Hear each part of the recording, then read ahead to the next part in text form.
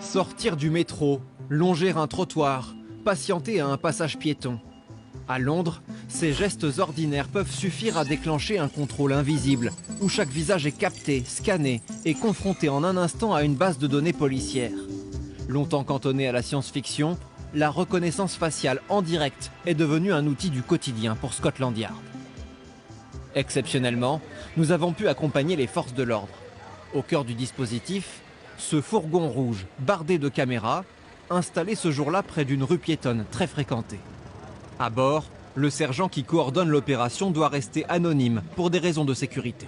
À chaque fois que le système détecte un visage, il le compare instantanément à la liste de surveillance. Aujourd'hui, elle compte 1500 personnes. Combien de visages pouvez-vous scanner en même temps? Des centaines par minute. Il nous arrive de le faire lors de matchs de foot, quand 60 000 spectateurs sortent du stade en même temps. À l'extérieur, les policiers sont équipés de téléphones spéciaux qui les alertent en cas de détection d'un suspect. En cliquant sur l'image que vous recevez, vous obtiendrez 2 photos pour mieux le reconnaître. Nous faisons le test en entrant temporairement mon visage dans la base de données des personnes recherchées. Puis je m'engage dans la rue, sous l'œil des caméras. En quelques secondes, le système me reconnaît. L'alerte est diffusée aux policiers. En 1 heure seulement, ils procèdent à 5 interpellations, entièrement guidées par la technologie. Certains suspects sont sous mandat d'arrêt, d'autres sous contrôle judiciaire doivent justifier leur présence dans ce quartier.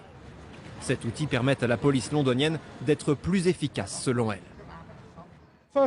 La première fois que nous avons utilisé la reconnaissance faciale dans ce quartier, nous avons arrêté 17 personnes en 5 heures. Alors qu'en moyenne, il nous faut environ 2 jours pour trouver une personne recherchée avec des moyens traditionnels. Plus de 1500 arrestations à Londres en 2 ans. C'est le bilan de ce système, régulièrement déployé dans la rue et dans de grands rassemblements. Au carnaval de Notting Hill l'été dernier, les caméras ont permis de mettre la main sur 61 personnes recherchées, dont 7 hommes qui échappaient à la police depuis 10 ans.